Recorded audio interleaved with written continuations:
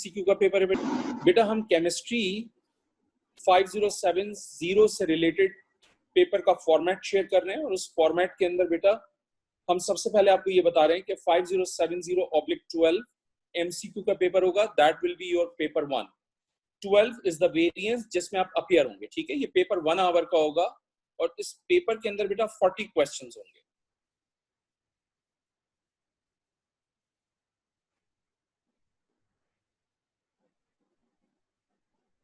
ठीक है बेटे।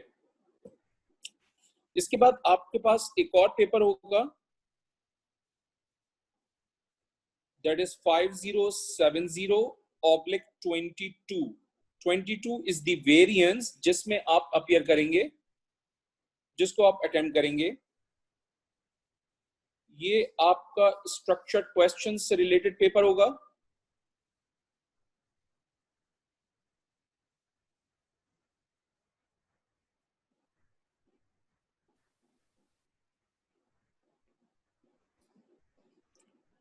और बेटा ये आपका पेपर 2 होता है, ठीक है।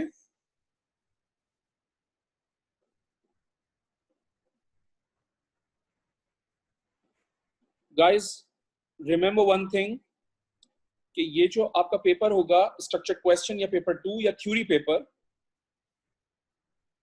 ये 75 मार्क्स का होगा बेटा।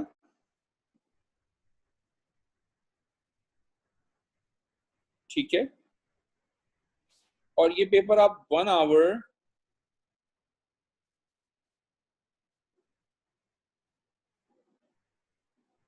30 मिनट्स में करेंगे, ठीक है।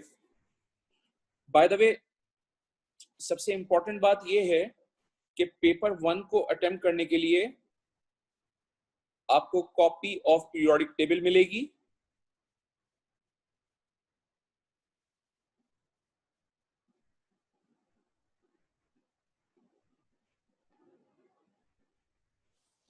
पेपर 2 को भी अटेम्प्ट करने के लिए आपको कॉपी ऑफ पीरियोडिक टेबल मिलेगा।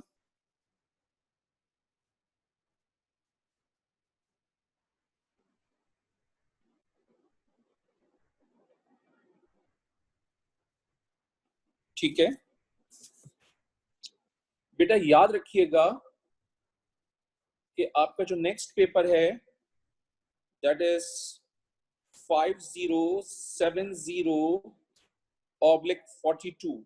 ये वो वेरिएंस है जिसमें आप अपीयर होंगे, जिसको आप अटेम्प्ट करेंगे।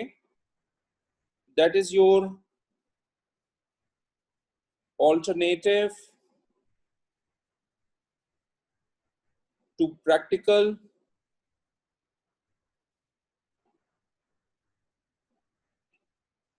और बेसिकली ये आपका ATP का पेपर होता है, ठीक है। This is your paper 4।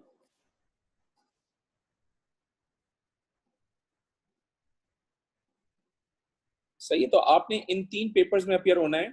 In 3 papers की प्रिपरेशन हमने करनी है, पेपर 1, पेपर 2, पेपर 4। ये जो आपके पास पेपर 4 है,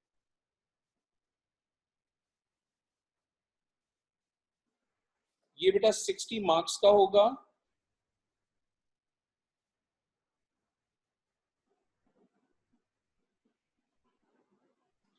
और बेटा ये 1 आवर का पेपर होगा, ठीक है। और इस पेपर में पीरियोडिक टेबल नहीं मिलेगा। No periodic table. इसका मतलब पीरियोडिक टेबल से रिलेटेड अगर कोई भी इंफॉर्मेशन होगी तो वो क्वेश्चन एग्जामिनर आपको खुद एडजस्ट करके देगा, ठीक है।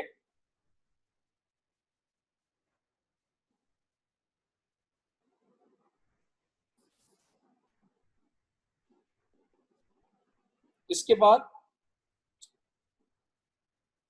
नो क्वालिटेटिव एनालिसिस के नोट्स। नो क्वालिटेटिव एनालिसिस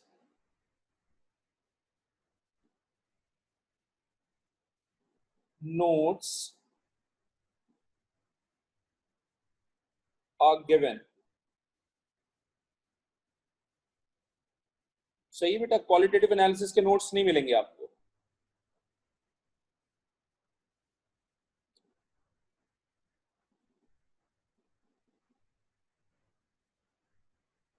क्योंकि ये आपको प्रिपेयर करना होगा। तो ये है आपका पेपर जिससे रिलेटेड हमने डिस्कशन करनी है, ठीक है? ऑलराइट।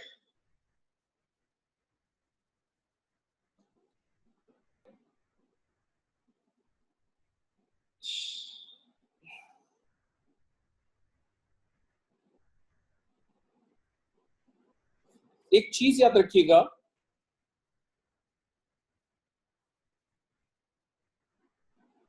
ये जो आपके पास 75 मार्क्स हैं, ये 75 मार्क्स एक्चुअली 2 सेक्शंस में डिवाइड होकर मिलेंगे आपको, ठीक है? सेक्शन ए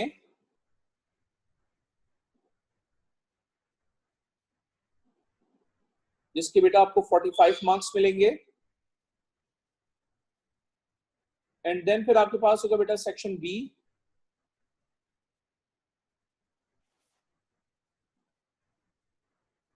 जिसमें आपको बेटा 30 मार्क्स मिलेंगे। तो 2 सेक्शंस में डिवाइड होकर आएगा, बट 1 आवर 30 मिनट्स आपको टोटल मिलेंगे 75 मार्क्स के लिए, ठीक है? देखिए 2-4 छोटी छोटी बातें हैं जो मैं समझता हूं कि मैं आपको सिखा दूं, समझा दूं, और जो आपकी बेहतरी के लिए है, आपके फायदे के लिए है, आपके बेहतर मुस्तकबिल के लिए, ठीक है? पहली तो बात ये कि ओ लेवल केमिस्ट्री के लिए जरूरी है कि आप रेगुलर रहें, पंक्चुअल रहें, अपनी क्लासेस स्किप ना करें। सेकंड थिंग, जो लास्ट मोमेंट्स पे लास्ट 2 मंथ्स 3 मंथ्स में बच्चे पढ़ने की कोशिश करते हैं, उसमें कुछ ही बच्चे कामयाब हो पाते हैं लेकिन मेजॉरिटी नहीं हो पाते। लिहाजा कोशिश करें कि पूरा साल केमिस्ट्री को टाइम दें, सो दैट उसके कॉन्सेप्ट पे, उसकी डेप्थ पे, उसकी एनालिसिस पे, उसके एनालिटिकल न्यूमेरिकल स्किल्स के ऊपर आपकी कमांड प्रॉपर हो, ग्रिप हो आप अच्छी तरह। नंबर थर्ड, जितने असाइनमेंट्स आपके साथ शेयर किए जाएंगे, जितनी वर्कशीट्स आपको दी जाएंगी, या जितना प्रैक्टिस मटेरियल आपको दिया जाएगा किसी भी चैप्टर से रिलेटेड, उसको आपने बहुत विजिलेंट होकर रिलीजियसली अटेम्प्ट करना होगा, ठीक है? आप उसको कॉम्प्रोमाइज नहीं करेंगे, ठीक है?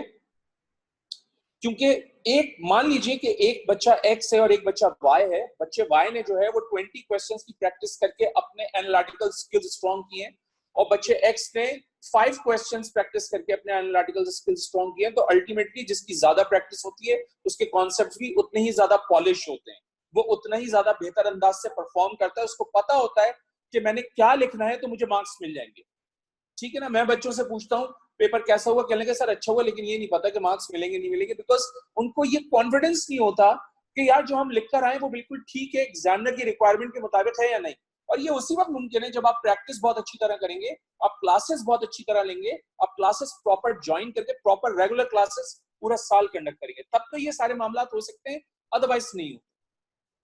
इन ये फैक्ट्स हैं और इनको आपको समझना होगा। आप समझदार बच्चे हैं, अच्छे बच्चे हैं, आपको ये समझना होगा कि हाँ यार, अगर हम पूरा साल नहीं पढ़ेंगे, प्रैक्टिस नहीं करेंगे, तो हमारे कॉन्सेप्ट्स इतने ज्यादा पॉलिश नहीं होंगे जितने बाकी बच्चों के हो जाएंगे। तो हमें थोड़ा सा सब्जेक्ट को टाइम देना है, ठीक है?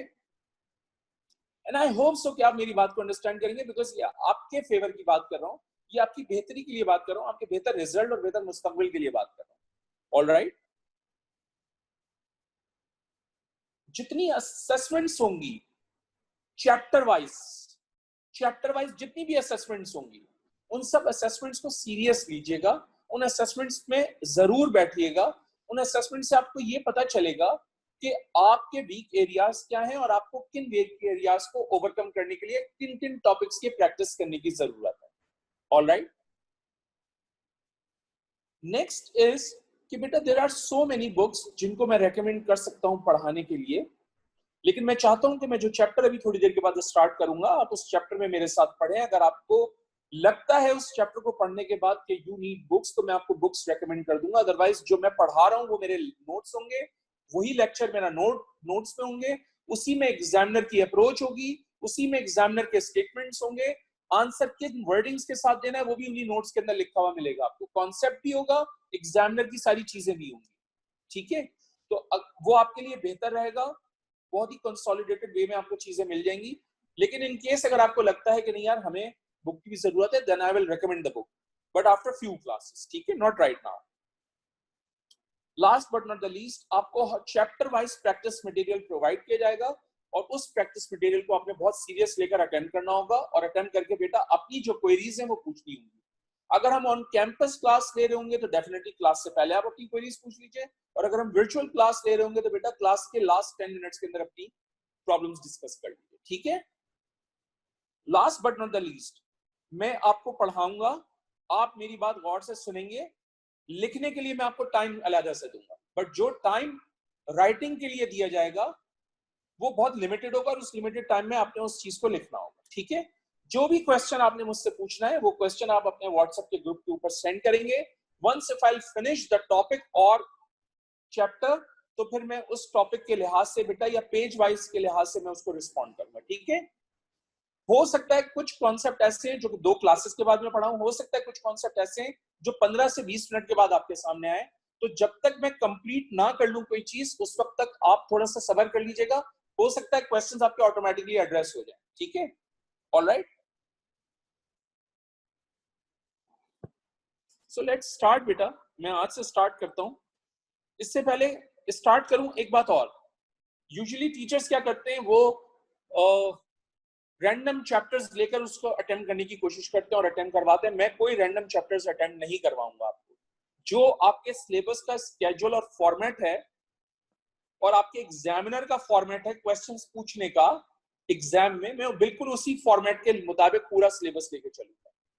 Every chapter is connected to another chapter. अगर मैं आज पर्टिकुलर नेचर ऑफ मैटर पढ़ाऊंगा तो उसका कॉन्सेप्ट एनर्जी चेंजेस में जाके मिलेगा आपको, उसका कॉन्सेप्ट इलेक्ट्रोकेमिस्ट्री में जाके मिलेगा आपको, उसका कॉन्सेप्ट रिवर्सिबल रिएक्शंस में जाके मिलेगा आपको। तो every chapter is connected to another, इसलिए मैं कोई रैंडम चैप्टर्स आपके साथ डिस्कस नहीं करूंगा। मैं सिर्फ और सिर्फ वो चीज लेके चलूंगा जो एग्जामिनर पूछता है और उस तरह से वो बच्चों से क्वेश्चंस एड्रेस करता है, बिल्कुल उसी फॉर्मेट के ऊपर लेके चलूंगा मैं पूरा सिलेबस आपका, ठीक है। And once if we finish the syllabus इंशाल्लाह ताला, जिंदगी रही तो सिलेबस कंप्लीट कर लेंगे, कोशिश करेंगे कि आपके मॉक से पहले सिलेबस कंप्लीट हो जाए, तो फिर इंशाल्लाह ताला हम एंड में ईयरली पेपर्स करेंगे। तो what I am saying is कि you guys need to attend topical past papers book, जो कि आपको टॉपिक बाय टॉपिक मिलेंगे इंशाल्लाह ताला आफ्टर एवरी चैप्टर, और ईयरली पास्ट पेपर्स फिर मैं खुद कराऊंगा, P1 भी कराऊंगा और P2 भी कराऊंगा, और यकीनन ATP भी होगा, ठीक है। बहुत सारे बच्चे ये करते हैं कि वो शॉर्टकट के चक्कर में रहते हैं कि कोई छोटी सी चीज बता दो और उससे सवाल हल हो जाए। बेटा वो सवाल तो हल हो जाएगा लेकिन कॉन्सेप्ट स्ट्रांग नहीं होगा, क्योंकि जरूरी नहीं है कि वही क्वेश्चन दोबारा रिपीट हो केम्ब्रिज के अंदर, ठीक है। इसलिए हम कॉन्सेप्ट की बात करेंगे, कॉन्सेप्ट के ग्रिप करने की बात करेंगे, हम कोई शॉर्टकट टेक्निक्स की तरफ नहीं जाएंगे, सो दैट आपके पास इंफॉर्मेशन कंप्लीट होगी तो आप किसी भी क्वेश्चन को अटेम्प्ट करने के काबिल होंगे। और यकीन मानिए अगर आप तरीके से पढ़ लेंगे मेरे साथ तो आप इंडिपेंडेंट लर्नर बन जाएंगे, आप खुद से क्वेश्चंस करने के काबिल हो जाएंगे, आपको पता होगा कि आंसर क्या देना है, किस तरह से लिखना है। और जिस बच्चे के कॉन्सेप्ट बहुत अच्छे होते हैं उसका MCQ का पेपर भी बहुत अच्छा होता है, थ्योरी का भी होता है, और अल्टीमेटली ATP भी हो जाता है बच्चों से, ठीक है। So do not believe in shortcuts in camp, otherwise बहुत मसला होगा, बहुत मसला। So I am starting the lecture, I am starting my first chapter,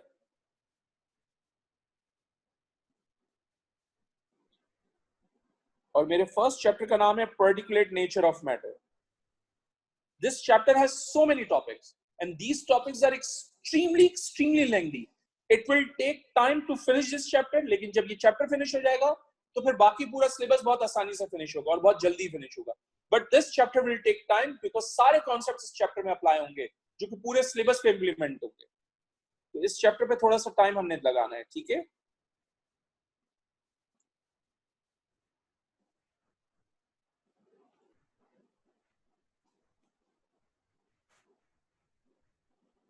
Particulate nature of matter, ये मेरा chapter number 1 है। This chapter has 4 or 5 different topics और सारे टॉपिक्स बहुत लेंथी हैं। अगर मैं एग्जाम सिलेबस के पॉइंट ऑफ व्यू से देखूं तो बहुत तो छोटे से हैं, लेकिन अगर मैं एग्जामिनर के पॉइंट ऑफ व्यू से देखूं तो बहुत लेंथी है। तो मुझे तो भाई एग्जामिनर को देखना है। तो मैं आपके साथ सबसे पहले डिस्कस करूंगा फर्स्ट टॉपिक इस चैप्टर का, उसका नाम है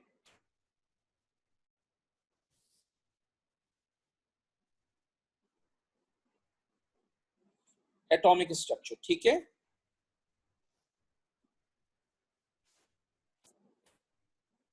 एटॉमिक स्ट्रक्चर से रिलेटेड बात करते हैं हम सबसे पहले बात करते हैं एटम की। एटॉमिक स्ट्रक्चर से हमारे जहन में जो टर्म आती है वो है एटम। एटम एक बहुत ही टाइनी पार्टिकल होता है जिसको हम फर्दर फ्रैगमेंट्स में डिवाइड नहीं कर सकते, ठीक है। तो एटम से रिलेटेड इंफॉर्मेशन क्या है?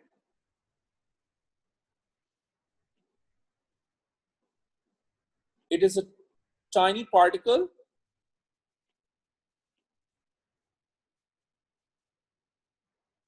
which cannot be divided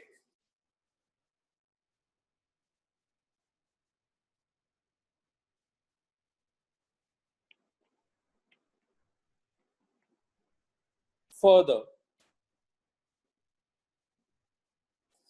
सही है, हम उसको मजीद किसी और चीज में तोड़ नहीं सकते। आयरन मेटल है, आयरन एटम है तो आयरन एटम ही रहेगा, वो मजीद किसी और चीज में कन्वर्ट नहीं हो सकता।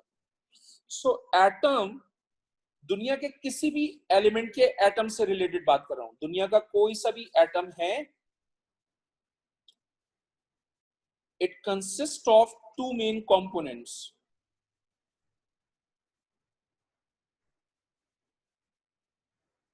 So atom consists of two main components. The first component is called nucleus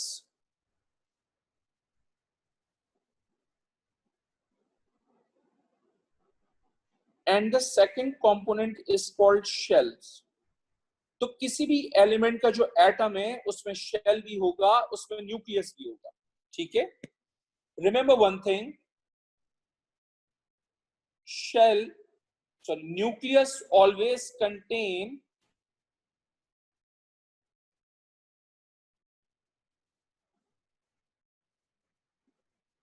protons and neutrons, ठीक है। whereas shell always contain electrons। shell always contain electrons, ठीक है। बेटा न्यूक्लियस में जो प्रोटॉन और न्यूट्रॉन होते हैं उनका सम जो है उसको न्यूक्लियॉन नंबर कहा जाता है। तो sum of proton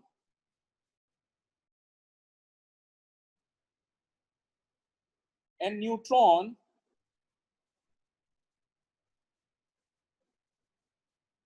is called nucleon number और मास नंबर, ठीक है। न्यूक्लियॉन नंबर कह सकता है, मास नंबर कह सकता है, न्यूक्लियॉन नंबर को नंबर ऑफ न्यूट्रॉन्स भी कह देते हैं एट टाइम्स। वो वक्त के साथ साथ आपको अपग्रेड करूंगा मैं चीजें, ठीक है। अब जब हम ये कह रहे हैं कि भाई शेल में हमेशा इलेक्ट्रॉन्स होते हैं, तो इसका मतलब मैं शेल को कुछ इस तरह से डिफाइन कर लेता हूं,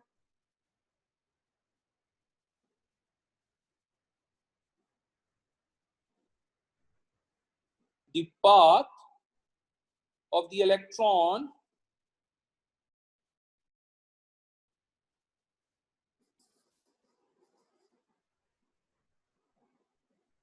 is called shell।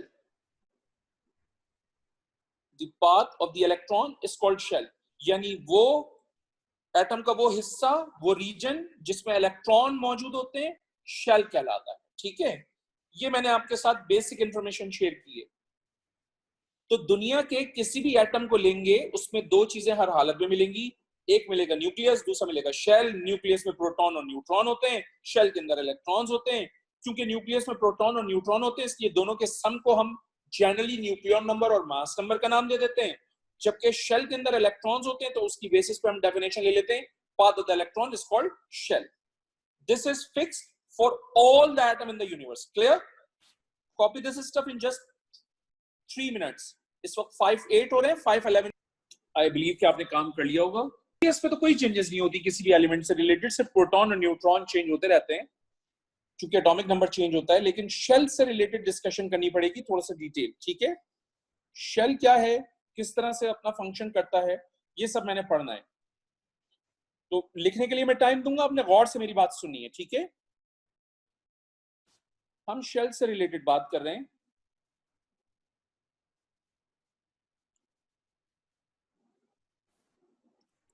ठीक है, जहन में रखिएगा शेल्स को हम ऑर्बिट्स भी कहते हैं, तो shells are also called orbits.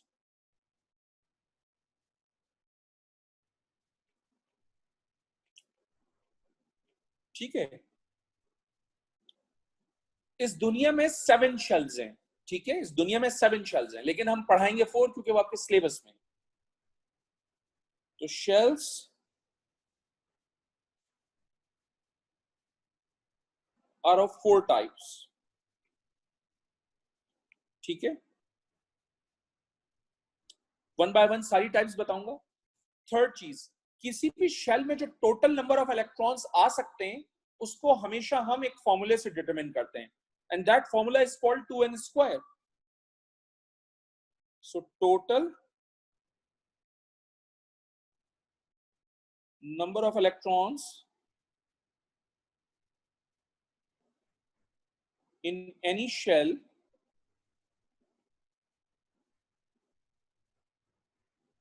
can be determined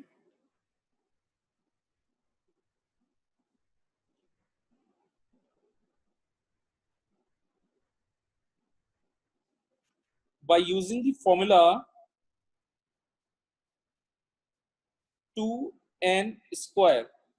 question is के n क्या है, where n is number of shell, where n is number of shell।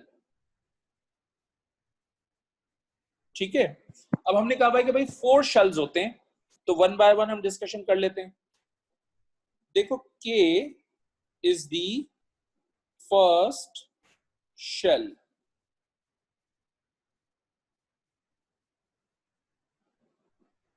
k is the first shell। ठीक है, तो अगर मैं इस k शेल के ऊपर 2n स्क्वायर का फॉर्मूला अप्लाई करूंगा तो n की जगह पे बेटा क्या आ जाएगा 1, क्योंकि k फर्स्ट शेल है।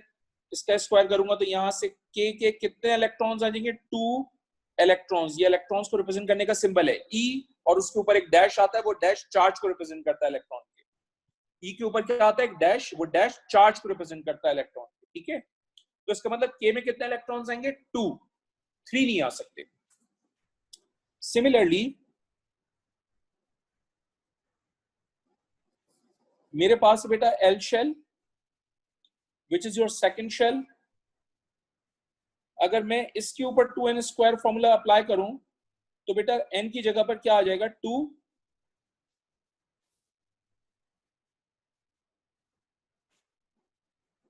तो ये हो जाएगा बेटा 8 इलेक्ट्रॉन्स। इसका मतलब 9 नहीं आ सकते इसमें। ठीक है, इसके बाद बेटा थर्ड शेल है आपके पास। Third shell is n shell.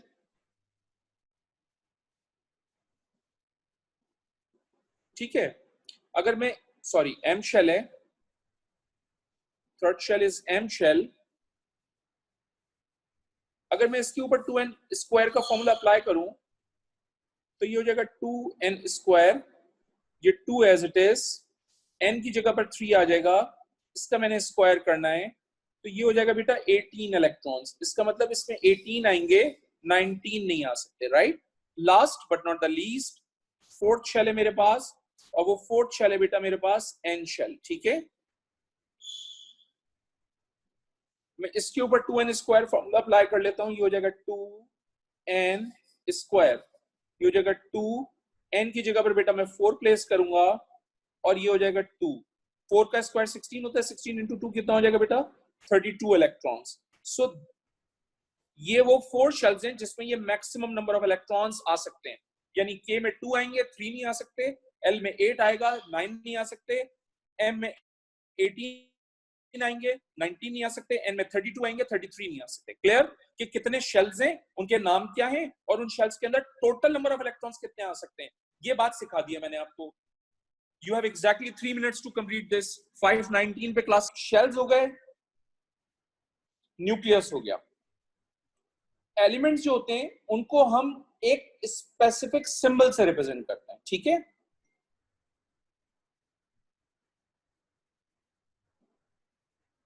तो सिंबल ऑफ एलिमेंट, मैं कोई स्पेसिफिक एग्जांपल नहीं ले रहा हूं सिंबल से रिलेटेड, क्योंकि हर एलिमेंट का सिंबल डिफरेंट होता है, लिहाजा मैं एक जनरल इंफॉर्मेशन शेयर करूंगा सिंबल से रिलेटेड। मान लेते हैं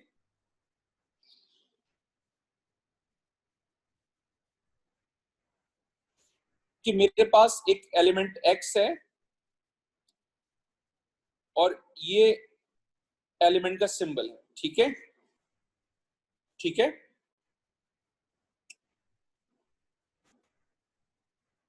आपके पास न्यूक्लियन नंबर भी होता है, ठीक है ना। उस न्यूक्लियन नंबर को बेटा हम a से रिप्रेजेंट करते हैं और हम उसको यहां लिखेंगे। आपके पास एटॉमिक नंबर भी होता है जिसको आप प्रोटॉन नंबर भी कहते हो, और उसको हम हमेशा z से रिप्रेजेंट करते हैं और वो हमेशा यहां लिखा जाता है, सही है। सो ये आपका क्या हो गया, न्यूक्लियन नंबर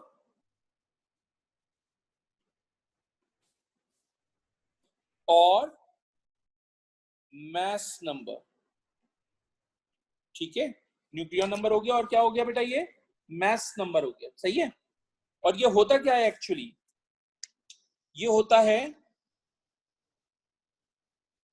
हम इस तरह से कह सकते हैं, ये होता है सम of proton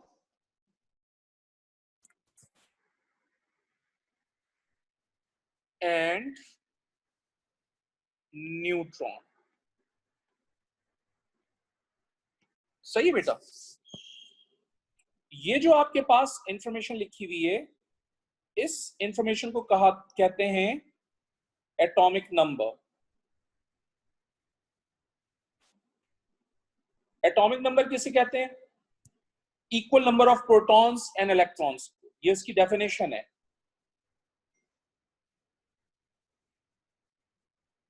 equal number of protons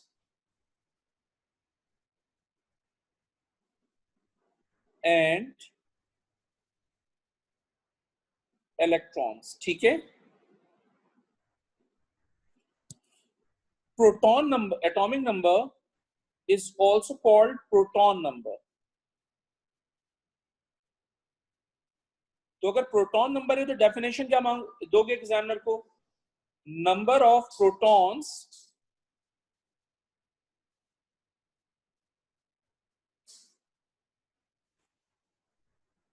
present in the nucleus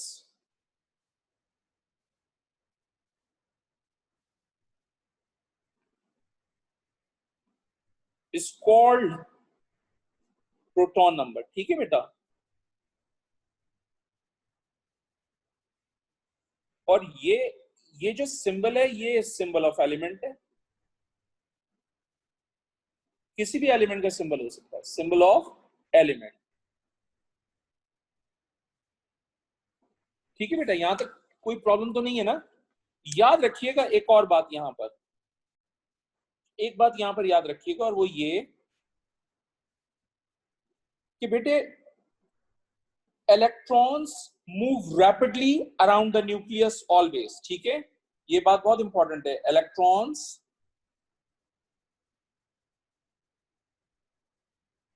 move rapidly around the nucleus,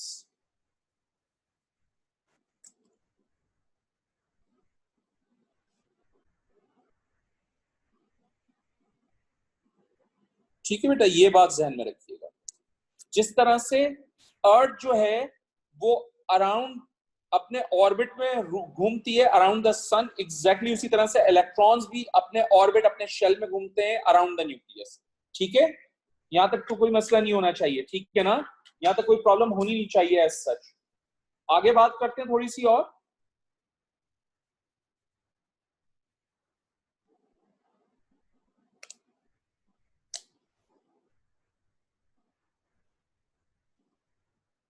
और यहां बता देते हैं कि हर एटम का एक स्पेसिफिक एटॉमिक नंबर होता है। तो कहीं पर भी ऐसा नहीं मिलेगा आपको कि एलिमेंट्स के एटॉमिक नंबर सेम आ रहे होंगे, हर एलिमेंट का डिफरेंट एटॉमिक नंबर होता है। तो हम यहां पर बता देते हैं कि ईच एलिमेंट हैज डिफरेंट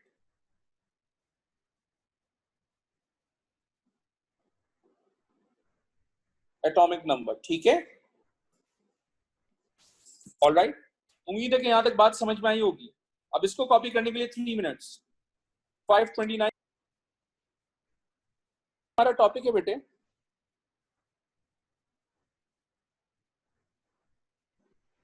हम डिस्कस करेंगे बेटा अपना नेक्स्ट टॉपिक, और उस नेक्स्ट टॉपिक का नाम है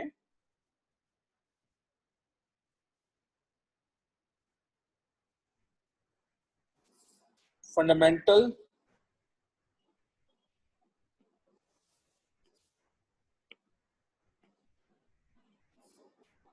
पार्टिकल्स ऑफ एन एटम।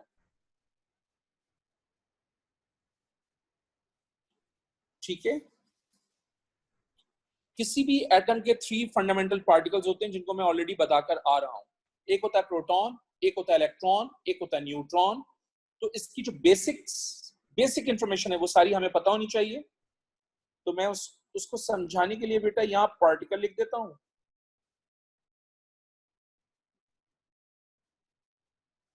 ठीक है,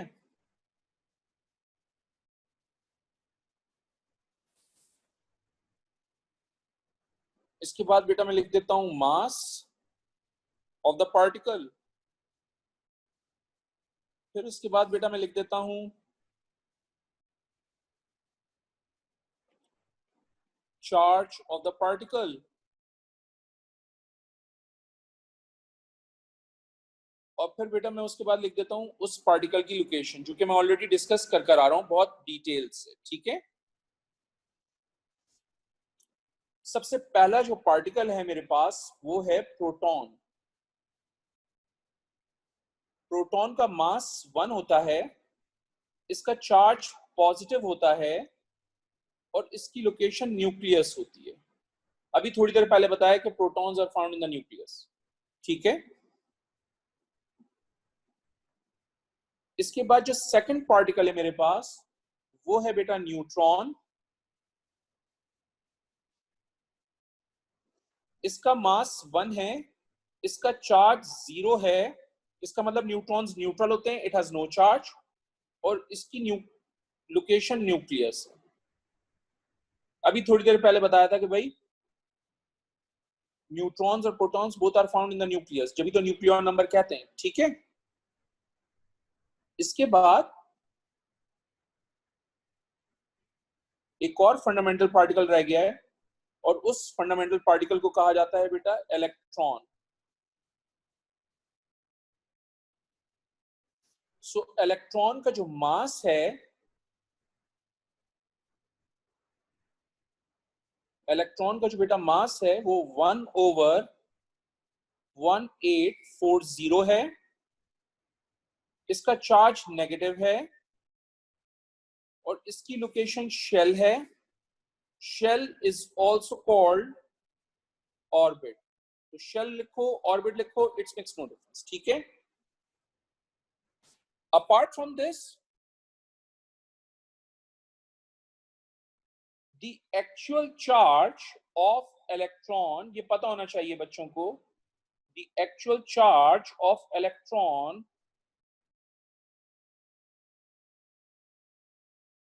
is 1.67 times 10 to the power minus 19 coulombs. ठीक है, the actual mass of electron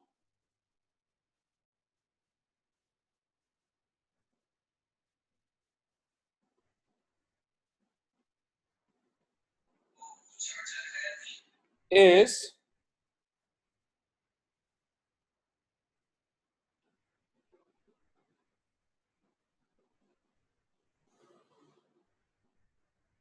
1.0 0 into 10 to the power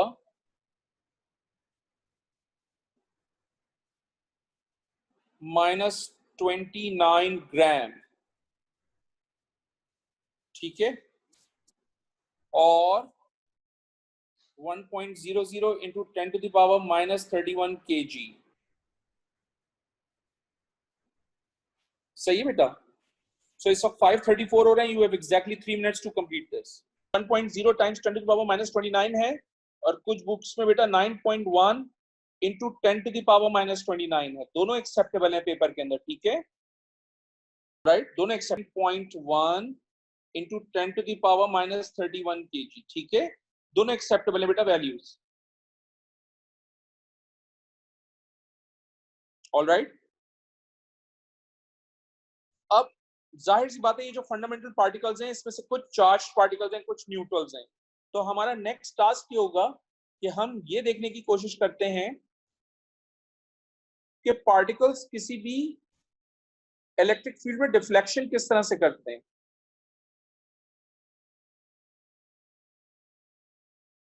तो डिफ्लेक्शन ऑफ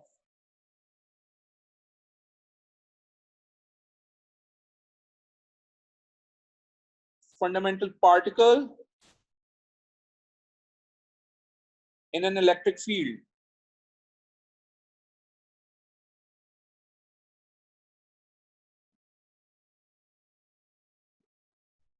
ठीक है बेटे।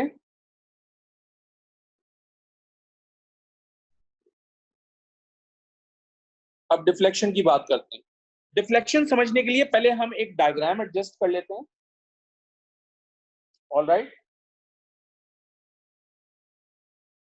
और डायग्राम बहुत सिंपल सी है।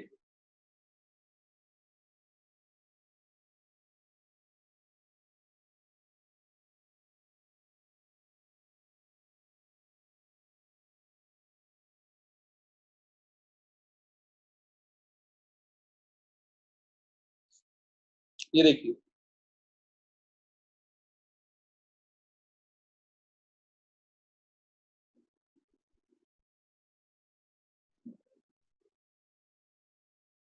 ठीक है जी, ये है मेरे पास बेटा जिंक सल्फाइड स्क्रीन,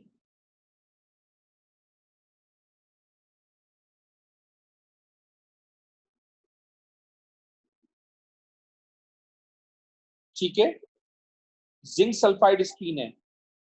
ये जिंक सल्फाइड स्क्रीन डिटेक्टर का काम करती है। ऑलराइट, और बहुत ही यूनिक स्क्रीन होती है ये। इसका फंक्शन अभी आपको थोड़ी देर में बता देंगे, यहाँ टॉप पे लिख के दे दूंगा मैं फंक्शन। ये वो सोर्स है जिससे फंडामेंटल पार्टिकल्स जो हैं वो रिलीज हो रहे होंगे।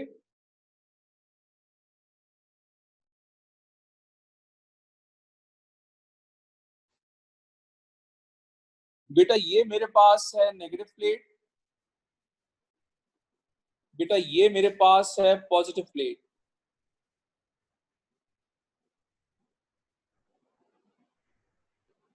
सही है, आप सब जानते हैं न्यूट्रॉन्स न्यूट्रल हैं, न्यूट्रॉन्स न्यूट्रल हैं। क्योंकि न्यूट्रॉन्स न्यूट्रल हैं, उन पे कोई चार्ज नहीं है, विच मींस वो इस इलेक्ट्रिक फील्ड में कोई भी डिफ्लेक्शन शो नहीं करेंगे और एज इट इज चले जाएंगे। तो मैं उनको इस तरह से रिप्रेजेंट कर लेता हूं, ये न्यूट्रॉन्स है, ठीक है बेटा, और न्यूट्रॉन्स न्यूट्रल होते हैं, इसलिए इनके ऊपर मैं इस तरह से लिख दूंगा सिंबल, ठीक है, नो चार्ज, न्यूट्रल। सो मेरा पहला पॉइंट यहां से क्या होगा,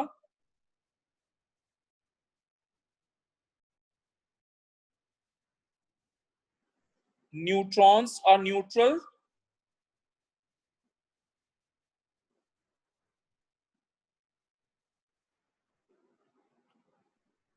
so they will not show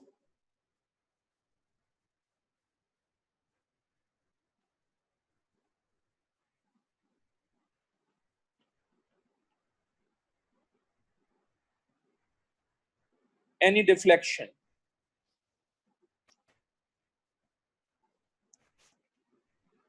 So they will not show any deflection. All right. आप सब जानते हैं प्रोटॉन्स पॉजिटिवली चार्ज हैं, लिहाजा वो नेगेटिव प्लेट की तरफ डिफ्लेक्शन शो करेंगे, और इलेक्ट्रॉन्स नेगेटिवली चार्ज हैं इसलिए वो पॉजिटिव की तरफ डिफ्लेक्शन शो करेंगे.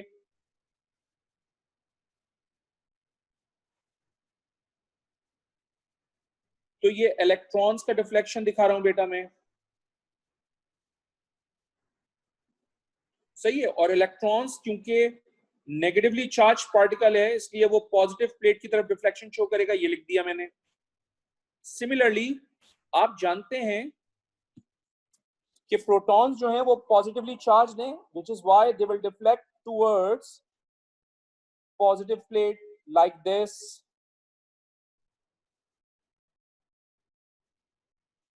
All right. और क्योंकि वो पॉजिटिवली चार्ज होते हैं इसलिए मैंने P+ लिख दिया. डिड यू नोटिस कि angle of deflection of electron ज्यादा है एज कंपेयर टू प्रोटॉन? क्योंकि प्रोटॉन का मास ज्यादा होता है इसलिए उसका एंगल ऑफ डिफ्लेक्शन कम होता है. ये ध्यान में रखिएगा. ये सारे पॉइंट्स लिखने जल्दी जल्दी. दूसरा पॉइंट क्या होगा? Proton deflects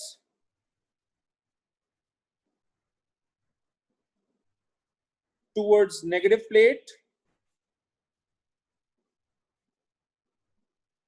then electrons deflect towards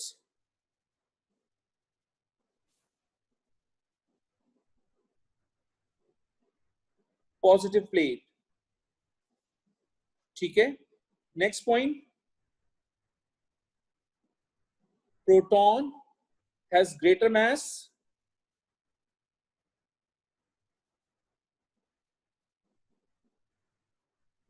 so it will deflect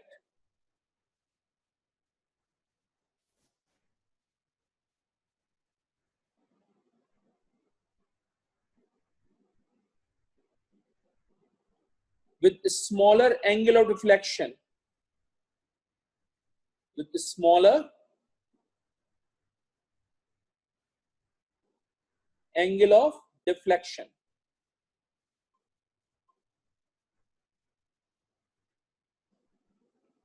सही है. ये ध्यान में रखिएगा. जिंक सल्फाइड स्क्रीन का फंक्शन क्या है भाई? जिंक सल्फाइड का स्क्रीन का फंक्शन ये है कि whenever a charged particle hits the screen, the spot at which the particle was hit glows for some times and leave a mark which can then be used for studying the patterns. All right, ये इसका function है. तो मैं यहां लिख देता हूं इसको शॉर्ट फॉर्म में.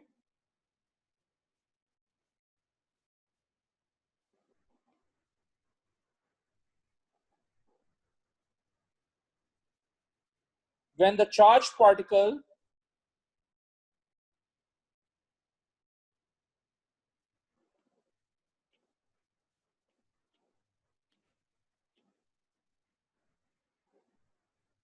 hits the screen,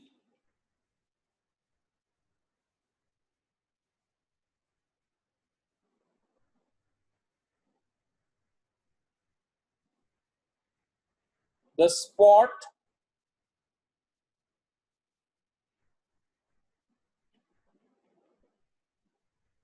at which the particle was hit